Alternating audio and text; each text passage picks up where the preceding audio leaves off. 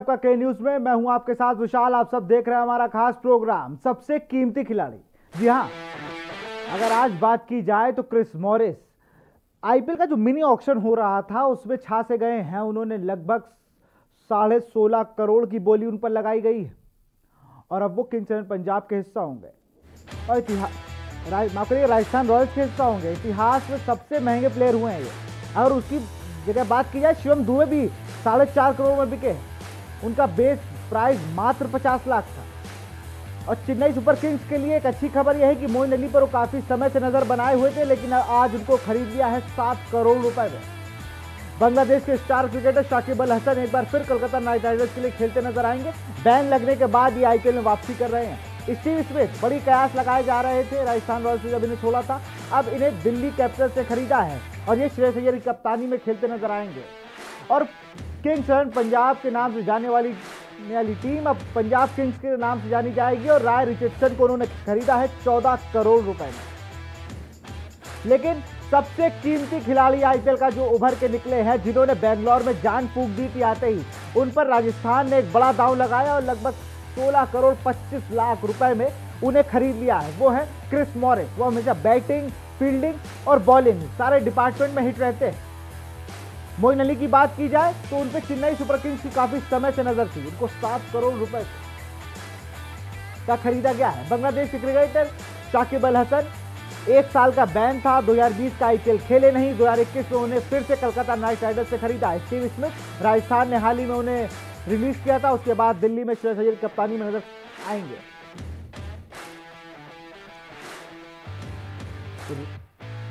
14 करोड़ में रिचर्डसन भी बिका। और हमारे साथ चर्चा करने के लिए क्रिकेट एक्सपर्ट केएल तेजवानी जुड़े हैं। सर, जिस तरह से क्रिस मॉरिस की अगर बात की जाए, सबसे कीमती प्लेयर बनकर उभरे हैं, 16.5 करोड़ की बोली लगाकर राजस्थान ने उन्हें अपने खेमे में शामिल किया है। देखिए, मैं समझता हूँ राजस्थान रॉयल का मैंने जो पहले भी रिकॉर्ड देखा हुआ है, कभी भी उन्होंने इस तरीके की इतने महंगे खिलाड़ी कभी भी नहीं खरीदे, सच पूछिए तो। पर चूंकि एक खिलाड़ी की जो उपयोगिता है टीम में, वो एक बहुत ही महत्वपूर्ण होता है। और इंसिडेंटली उनके पास जो परचेसिंग पावर थी वो थोड़ी सी ज़्यादा थी और टीमों के मुकाबले। तो मेरे ख्याल से ये एक यूटिलिटी प्लेयर है जिसके लिए उन्होंने एक 16 करोड़ से ऊपर का ऑक्शन लिया है। सो या बिल्कुल, क्योंकि सर अगर बात की जाए, राजस्थान हमेशा अनकैप्ड प्लेयर को लेने में ज्यादा बिलीव करती है। शिवम दुबे की अगर बात की जाए, अनकैप्ड नहीं है वो, लेकिन तब भी 50 लाख बेस प्राइस था, 4.5 करोड़ तक जाकर उनकी बोली समाप्त हुई। अगर बात की जाए यहीं पे कि जिस तरह से क्रिस मॉरिस अपनी प्रतिभा के धनी हैं। उन्होंने आईपीएल में हर बार प्रूव भी किया है अपने आप को। वो चाहे चेन्नई से खेलते आए हों या बेंगलोर से जब वो थे, तो जब वो टीम के साथ जुड़ते हैं तो एक नई ऊर्जा भर देते हैं। और अब अगर बात की जाए तो राजस्थान रॉयल्स उनको लिया है, एक ऑलराउंडर की उनको कमी थी। अब वो आर्चर के साथ जब मिलकर क्रिस मॉरिस टीम में होंगे तो कहीं ना कहीं राजस्थान की तो इस बार बल्ले बल्ले हो गई। नहीं, देखिए, एक चीज आपको माननी होगी कि जो मैच विनर है आईपीएल क्रिकेट के हिसाब से या T20 में भी, तो उन जो मैच विनर का एक अलग ही उनका वो एक टैग होता है। और कोई भी टीम जो है उनको अपने पास किसी भी कीमत पर खोना नहीं चाहती है। जैसे आपने एक उसको बहुत ही एक अच्छा कॉम्बिनेशन बचाया कि एक तरफ अगर जोफ्रा आर्चर है और क्रिस मॉरिस है, तो मेरे ख्याल से क्योंकि ये वो बॉलर हैं जिनके अंदर विकेट लेने की काबिलियत है और इसके अलावा इकोनॉमी भी इनकी बहुत हाई होती है। अगर आप देखिए तो कहीं ना कहीं जो आपके पास इस तरीके के बॉलर होंगे तो सामने वाली टीम के लिए एक रणनीति बनाने में भी एक बहुत बड़ा वो होता है खेल। तो मेरे ख्याल से ये एक उनका अच्छा निर्णय है। और बाकी जो एक मेरा मानना है कि कई बार क्या होता है कि जो बहुत ही एक्सपेंसिव प्लेयर होते हैं तो उनके ऊपर एक अपना ही दबाव बन जाता है। तो मैं समझता हूँ वो उस दबाव से हट के जो अपनी जो है परफॉर्मेंस है वहाँ पे देंगे। क्योंकि पिछले ऑक्शंस में भी मैंने यही सारा देखा है कि जिस भी प्लेयर का एक 10 करोड़ से ऊपर की जहाँ भी बोली लगी है, उनकी जो उपयोगिता है वो धीरे धीरे किसी न किसी वजह से, चाहे वो प्रेशर कह लीजिए, हालांकि प्रेशर तो ज्यादातर खुद का बनाया हुआ होता है, सामने से तो इतना कितना होगा जरूर, तो उसमें खिलाड़ी अपने आप को कई बार अंडर परफॉर्म कर जाता है। तो मुझे उम्मीद है कि उनके साथ ऐसा नहीं होगा। या ये तो बात हो गई क्रिस मॉरिस, राय रिचर्डसन और शिवम दुबे की। एक प्लेयर बड़ा चौंकाने वाला है जो इस बार नहीं बिका है, वो है हरभजन सिंह। इस बार वो किसी भी फ्रेंचाइजी ने उनको लेने में रुचि नहीं दिखाई है। वो क्या हो सकता है कि 2020 में जो आईपीएल वो खेले नहीं और 21 के आईपीएल में उन्हें फ्रेंचाइजी ने उनसे किनारा कर लिया है। देखिए, मैं आपको एक चीज बताना चाहता हूं कि जब मैं बच्चों को मैदान में सिखाते भी हैं तो मैं उनको हरभजन सिंह का एक खास एग्जाम्पल देता हूं कि किस प्रकार से उनके अंदर बॉलिंग में कितना वेरिएशन है। और आज भी T20 क्रिकेट में भी वो फ्लाइट दे के बैट्समैन को आउट करते हैं, उसको वहां पर परेशान करते हैं। तो हरभजन का जो तजुर्बा है अपने आप में एक बहुत बड़ा है। और ये बॉलिंग के अलावा वो बैटिंग में भी काफी यूजफुल हैं, जो कि उन्होंने अपनी काबिलियत है वो पिछले वर्षों के दौरान दिखाई है बार बार, चाहे वो जिस भी टीम से खेले हो। मुंबई इंडियंस के लिए तो उन्होंने कई साल खेला वहां पर, उसके बाद सीएसके के लिए भी खेला। तो हरभजन मेरे हिसाब से आज भी उनका जो किसी भी टीम के लिए वो बहुत ही विशेष योगदान है। जो उनका तजुर्बा है वो मैं नहीं समझता हूँ कि इतनी आसानी से किसी कोई खरीदा जा सकता है। तो मुझे उम्मीद है हो सकता है सेकंड राउंड में कहीं ना कहीं एक बार लोग उसको रीथिंक करेंगे। और मेरे ख्याल से जो भी टीम उसको लेगी, मुझे लगता है कि वो फायदे में ही रहेगी, किसी भी प्रकार से वो होगा। या क्योंकि एक ये मिनी ऑक्शन था तेजवानी सर, जिस तरह से एक मिनी ऑक्शन है, इसमें 2022 का जो आईपीएल होना है वो ज़्यादा बड़ा लेवल पर होना है, 2 टीमें भी बढ़ेंगी। तो हो सकता है जो यहाँ पर मिनी ऑक्शन में जो प्लेयर बच जाएं वो अगले मेगा ऑक्शन में जब जाएं तो कहीं ना कहीं उनको फ्रेंचाइजीज, नई फ्रेंचाइजी होंगी तो वो ऐसे प्लेयर को उठाना चाहें। अगर बात मोइन अली की कर लेते हैं थोड़ी हम लोग, आप खुद एक बहुत अच्छे स्पिनर रहे हैं अपने टाइम का। अगर बात की जाए रविंद्र जडेजा के साथ मोइन अली का कॉम्बिनेशन चेन्नई सुपर किंग्स में जिस चीज़ की कमी थी वो पूरा करेगी। आपने पिछली अभी टेस्ट मैच जो खत्म हुआ 2 दिन पहले, आपने मोइन अली के जो सबसे बड़ा उनका है वो बॉल के अलावा जो बैटिंग में भी उनका जो है ऊंचे ऊंचे लंबे लंबे छक्के मारने की उनकी जो काबिलियत है वो सबको मालूम है। और मेरे ख्याल से जो भी प्लेयर जिसकी डबल योग्यता हो, जिसको कहते हैं ना, बॉलिंग तो है ही, उनका जो भी तजुर्बा है जिसके हिसाब से वो अपने एक्सपीरियंस से जो है वो बैट्समैन को कई हमेशा चकित रखते हैं। और चाहे वो किसी कोई भी फॉर्मेट हो, चाहे T20 हो, आज की डेट में वो टेस्ट क्रिकेट भी खेल रहे हैं अपनी टीम के लिए। तो देखिए हमारे ऊपर कितना वो भारी हुए। और जब बल्लेबाजी करने का भी आता है तो वो मेरे ख्याल से जो जितनी भी वो बॉलें डालेंगे, 24 गेंदें डालेंगे या उनको 15-20 गेंदें खेलने को मिलेगा, तो बहुत ही उपयोगी प्लेयर जिसको हम बोलते हैं वो उनका स्थान है टीम में। तो के जो टैग है उस पर मुझे कोई बिल्कुल भी आश्चर्य नहीं है। जी हाँ, बिल्कुल। अगर सर बात की जाए थोड़े अनकैप्ड प्लेयर की, कृष्णा गौतम बिके हैं 9.5 करोड़ रुपए में। आप समझिए कि जिस तरह से युवा जो हमारे थे, सैयद मुश्ताक अली टूर्नामेंट से अगर बात की जाए, यूपी, एमपी, राजस्थान, हरियाणा और दिल्ली, यहाँ के युवाओं ने जो आकर्षित करते हैं फ्रेंचाइजी को, हर बार कोई ना कोई एक ऐसा राजस्थान, हरियाणा का प्लेयर आता है जो बिल्कुल आईपीएल में उसकी चर्चा होती है। अगर वो बात की जाए पिछले मैचों में गौतम ने बहुत अच्छी बॉलिंग करी, बात की जाए तमाम ऑलराउंडर मिले, तो कहीं ना कहीं जितने भी लोकल प्लेयर हैं जो अनकैप्ड हैं, जो अभी इंडिया के लिए नहीं खेल पाए, वो कहीं ना कहीं हमेशा से फ्रेंचाइजीज को रिझाने में सफल होते हैं। नहीं, इसमें कोई दो राय नहीं है। और मैं तो देख रहा हूं कि आईपीएल कितना बड़ा प्लेटफॉर्म है। और सच पूछिए तो आज की डेट में जो अंतर्राष्ट्रीय टीमें बनती हैं देशों की, उसमें आईपीएल के जो स्टार प्लेयर होते हैं, स्टार परफॉर्मर्स होते हैं, उनको अपने देशों के लिए खेलने को मिलता है। आपने भारतीय टीम में भी ऐसे कई खिलाड़ियों को देखा है पिछले वर्ष के दौरान, जिन्होंने आईपीएल में अपनी अच्छी परफॉर्मेंस के बल पर उन्होंने ना ही T20 में बल्कि इंडिया के बाकी फॉर्मेट्स में भी एक अपना विशेष स्थान बनाया है।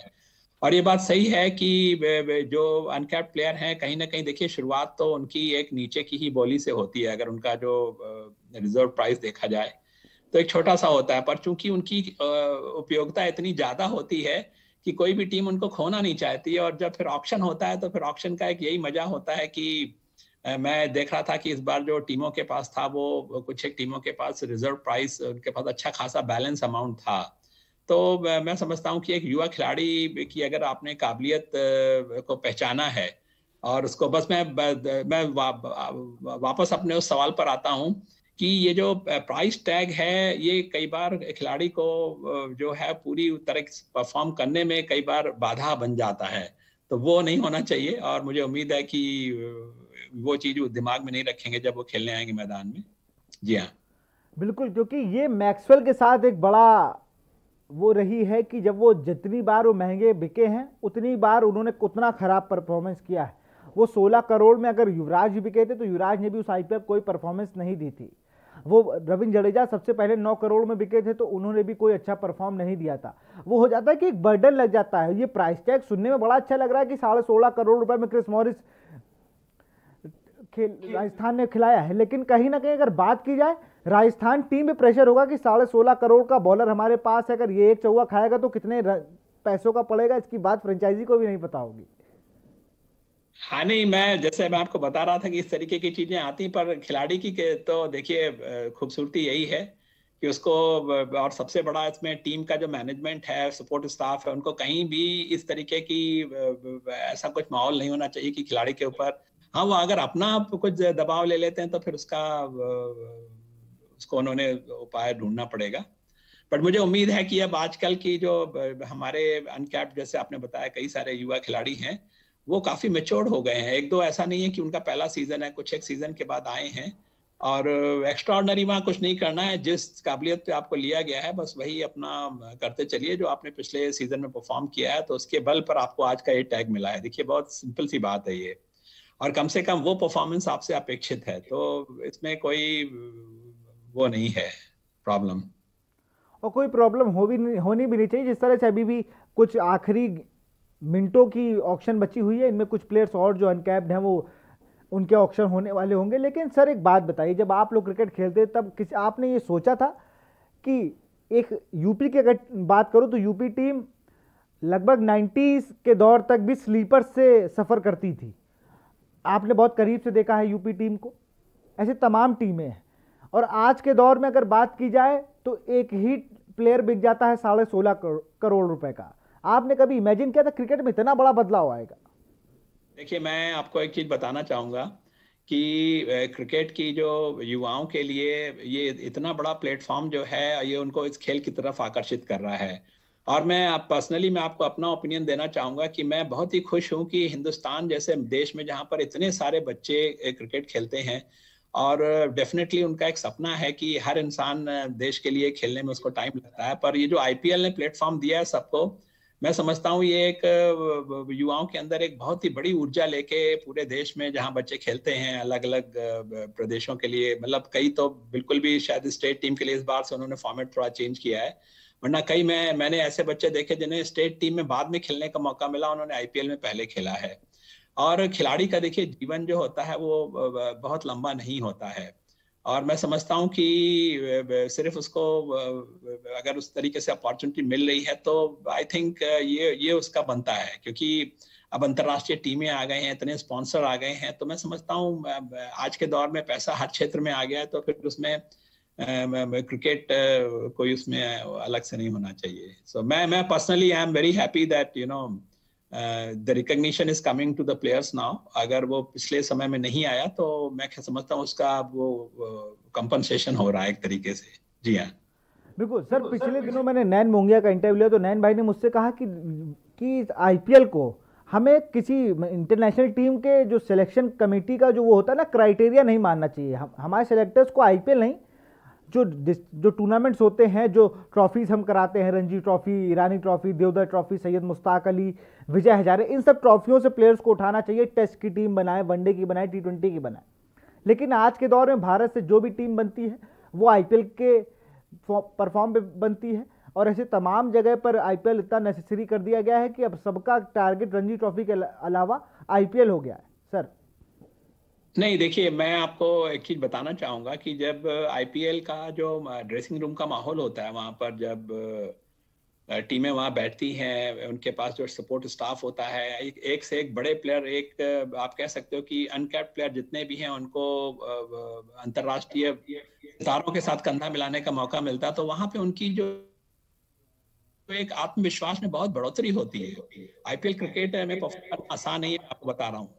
इतना चैलेंजिंग है, इतना टफ है, इतना कंपटीशन है, दबाव इतना आप सबके ऊपर है। तो मैं ये समझता हूँ कि आईपीएल क्रिकेट में जिस प्लेयर के अंदर परफॉर्म करने की काबिलियत है तो उसको कहीं ना कहीं उसके अंदर कुछ है, मैं समझता हूँ। जी हाँ बिल्कुल, क्योंकि सबका ये कहना है कि आईपीएल जब से आया है जितने युवा क्रिकेटर हैं उन्होंने रणजी ट्रॉफी 4 डेज में अपना ध्यान लगाना कम कर दिया है। अगर बात की जाए तो या देखा जाए कि जिस तरह से पहले होता था कि रणजी ट्रॉफी बहुत नेसेसरी है, आपको खेलना ही खेलना है, लेकिन अब अंडर 19 खेलने के बाद वो सीधा उनका एक ही चांस होता है कि मैं किसी तरह, क्योंकि ओपन ट्रायल्स होते हैं सारी टीमों के, वो चाहे चेन्नई हो, कोई भी जितनी आईपीएल टीम है ये ओपन ट्रायल्स कराती है, वहां पर बच्चों को शॉर्टलिस्ट किया जाता है, फिर उनमें से कुछ नेट बॉलर बनते हैं, उन्हीं नेट बॉलर में से प्रवीण तांबे जैसे प्लेयर उभर के हमारे सामने आते हैं। प्रवीण तांबे भी नेट बॉलर के रूप में गए थे, लेकिन बाद में 41 साल के उस युवा ने सबको चौंका दिया अपनी लेग ब्रेक से।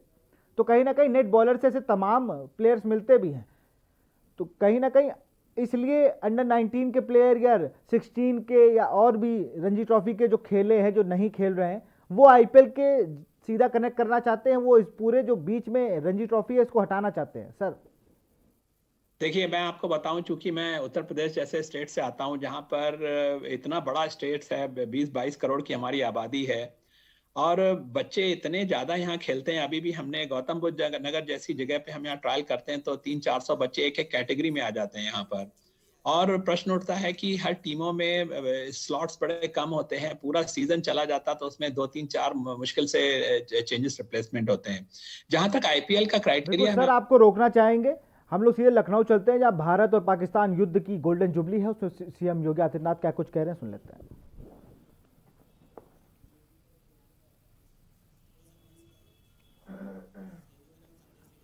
और शहीदों के नाम संदेश लिख रहे हैं और श्रद्धांजलि दे रहे हैं। आपको बता दें, भारत और पाकिस्तान युद्ध की गोल्डन जुबली है जिसका कार्यक्रम लखनऊ में आयोजित है, वहां पर सीएम योगी आदित्यनाथ पहुंचे हुए हैं। यहां पर उन्होंने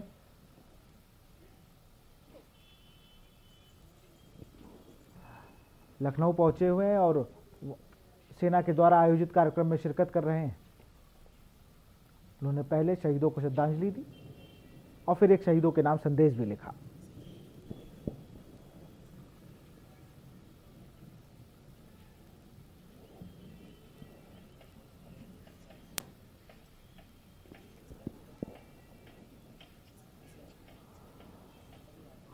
तो सीधी तस्वीरें आपको लखनऊ से दिखा रहे हैं जहां पर मुख्यमंत्री योगी आदित्यनाथ सेना के एक कार्यक्रम में पहुंचे हुए हैं। आपको बता दें, भारत पाकिस्तान युद्ध के गोल्डन जुबली के अवसर पर यह कार्यक्रम आयोजित किया गया है, जहां पर पहले सीएम योगी आदित्यनाथ ने पहुंचते ही युद्ध में शहीद हुए शहीदों को श्रद्धांजलि दी, उसके बाद एक संदेश भी लिखा।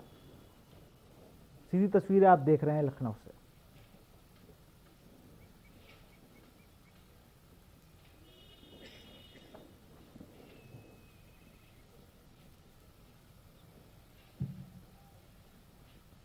सीधी तस्वीरें आपको दिखा रहे हैं लखनऊ से।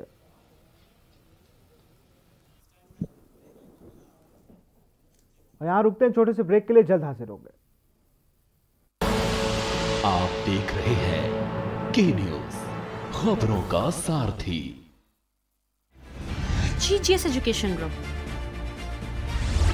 launches 20% discount on academic fee of courses MBA, BBA, BCA, BFSI and GM, D Pharma, B Pharma. Offers best infrastructure, best transport facility, best academic service and best placement service. Register today to avail 20% discount. Call 9971 496 497 or visit the campus Kanpur Lucknow Highway near Unnao. GGS Education Group. आप देख रहे हैं के news, खबरों का सारथी। का स्वागत है हमारे खास प्रोग्राम ये कीमती खिलाड़ी। एक कीमती खिलाड़ियों में एक नाम आपको और संदीप लविछामे इस बार अनसोल्ड रहे हैं। सबकी नजर थी इन पे कि इनको कौन सी टीम लेगी, लेकिन किसी ने इन पे दिलचस्पी नहीं दिखाई और इस युवा स्पिनर बॉलर को किसी ने नहीं लिया। हमारे साथ क्रिकेट एक्सपर्ट केएल तेजवानी जुड़े हुए हैं। सर, संदीप लामिछाने ने जिस देश से आते हैं वहां पर ज्यादा अभी क्रिकेट है नहीं, उसके बाद भी अपनी प्रतिभा से सबको चौंकाया है, लेकिन इस बार आईपीएल में उन्हें किसी भी टीम ने नहीं लिया। देखिए, मैं आपको बताऊं, जो ज्यादातर फ्रेंचाइजी है वो एक युवा है या कोई भी खिलाड़ी में एक सरप्राइज एलिमेंट देखते हैं वो, कि तकरीबन अगर कोई हम प्लेयर ले रहे हैं तो उसको जो अगर हमारे पास 13-14 मैचेस हमें मिल रहे हैं खेलने के लिए, तो उसमें कम से कम उसको हम 50% मैचेस या 60% मैचेस में खिला सकें। पर चूंकि जो अपोनेंट खिलाड़ी होते हैं, जो उनका जो टीम मैनेजमेंट होता है, सपोर्ट स्टाफ है, ये इतना ज्यादा वर्क करते हैं अपोनेंट प्लेयर के ऊपर, अगर उनके अंदर बहुत ज्यादा वैरायटी नहीं। देखिए, एक आध सीजन मुझे मालूम है, ये नेपाल से आते हैं और इनका पहला सीजन बहुत ही अच्छा था और मुझे भी पर्सनली बहुत अच्छा लगा था कि उस देश में जहाँ पे क्रिकेट इतना अभी पॉपुलर नहीं है, मतलब अंतर्राष्ट्रीय लेवल पर क्रिकेट तो एशिया में हर जगह हो रहा है। तो कहीं ना कहीं अब आप देखेंगे कि जो और भी बहुत सारे लेग स्पिनर्स हैं वो बहुत ही अच्छे टैलेंट के साथ आ रहे हैं और कहीं ना कहीं एक सरप्राइज एलिमेंट हर टीम ढूंढ रही है। तो जब तक आपके अंदर उसमें वेरिएशन नहीं है, नई चीजें आप नहीं लाते हैं, तो फिर आपके लिए कंटिन्यू करना इस तरीके के फॉर्मेट में बड़ा मुश्किल होता है। जी हाँ, बिल्कुल। ये अभी की बात अगर करें हम लोग तो हरभजन सिंह नहीं बिके, किसी ने लेने की उनको जरूरत नहीं समझी। हरभजन सिंह जैसा एक टॉप क्लास बॉलर नहीं बिका। अगर बात की जाए उमेश यादव, इतने 1 करोड़ रुपए में उन्हें दिल्ली कैपिटल्स ने लिया है। ये मिनी ऑक्शन था, लोग उसी टीम के साथ ज्यादा कर रहे थे। टॉम मूडी की अगर बात की जाए तो टॉम मूडी ने तो बयान भी दिया था कि हमें 3-4 प्लेयर चाहिए क्योंकि मैंने पूरी टीम तो रिटेन कर ली है। मुझे 3-4, आप वाली बात उन्होंने भी कही कि मुझे 3-4 में से कोई एक सरप्राइज पैकेज मिल जाए जिसको मैं 5 मैचों के बाद मैच खिलाऊं और वो पूरा छा जाए पूरे आईपीएल में। सर जी हाँ, बिल्कुल बिल्कुल। सारी जो टीमें हैं वो जैसे 4 ओवर कुल बॉलर को फेंकने होते हैं और वो 4 ओवर में आपको अपनी उपयोगिता साबित करनी है। कुछ ना कुछ आपके अंदर सरप्राइज एलिमेंट होना चाहिए, थोड़ा वेरिएशन होना चाहिए। अलग अलग मैचेस के हिसाब से आपको, अलग अलग पिचेस के हिसाब से, अलग अलग खिलाड़ी के हिसाब से आपको इतना सारा उसमें आपके अंदर होना चाहिए और मेरे ख्याल से वो एक आपके लिए बड़ा होता है। और फिर मैं हरभजन की बात कर रहा हूँ, मुझे उम्मीद है कि कहीं ना कहीं वो जो जिस भी टीम का वो अगर भाग होंगे तो उसको वो अपना जो कहते हैं ना वैल्यू फॉर द मनी है, वो हरभजन के अंदर है और जिस हिसाब से उनके अंदर जोश रहता है, मुझे उम्मीद है अभी भी उनके अंदर वो जोश बना हुआ है। जी हाँ, बिल्कुल। जोश तो ठंडा नहीं होना चाहिए। भजीपा से सबको बड़ी उम्मीदें रहती हैं और किसी ना किसी फ्रेंचाइजी को उनमें इंटरेस्ट दिखाना चाहिए और उन्हें लेना चाहिए क्योंकि इतना सीनियर प्लेयर है, इसको ऐसे आप नहीं जाने देंगे। अगर बात की जाए फ्रेंचाइजीज के दिमाग में ये भी होगा, अगर भारत में आईपीएल होता है तो भारतीय विकेट पर भारत के प्लेयर्स को ज़्यादा लिया जाए। कुछ टीम ने इसीलिए ज़्यादा भारतीय खिलाड़ियों को रिटेन भी किया है। उसी वजह से मुझे लगता है कि इस बार भारतीय खिलाड़ियों की चांदी है। भले क्रिस मॉरिस और रायन रिचर्डसन के अगर ज़्यादा बिक गए हों उसके मतलब नहीं, लेकिन जो अनकैप्ड प्लेयर हैं जिन्होंने इस पूरे टूर्नामेंट में सबकी नज़र रहती है अनकैप्ड में, उन्होंने इसीलिए बाजी मारी है क्योंकि वो लगातार भारत के ग्राउंड में मैच खेलते आए हैं। हाँ जी हाँ, बिल्कुल ठीक कहा आपने। इन जो खेल का एनवायरनमेंट है उसके ऊपर भी बहुत बड़ा फर्क होता है। आप कहाँ पर किस सरफेस पर अगला इवेंट खेलेंगे तो उसका महत्व होता है और मेरे ख्याल से एक अच्छे खिलाड़ी की यही एक काबिलियत होती है कि उसको अलग अलग तरीके के सरफेस, अलग अलग तरीके के एनवायरनमेंट में परफॉर्म करना है। तो कुल मिला के जो आपके अंदर विविधता कितनी है वो आप करेगी कि आप कितना आपकी डिमांड रहेगी। या बिल्कुल, कितनी डिमांड रहेगी। अब तो कुछ ही देर में ऑक्शन खत्म भी होने वाला है, कितने प्लेयर अनसोल्ड रहे ये भी एक लिस्ट जारी होगी और सबसे बड़ी बात अर्जुन तेंदुलकर को टीम कौन सी लेती है ये भी एक बड़ी बात है। अर्जुन तेंदुलकर पहली बार आईपीएल की नीलामी का हिस्सा होंगे। फिलहाल केडीयू से जुड़ने के लिए बहुत बहुत शुक्रिया केएल सर आपका।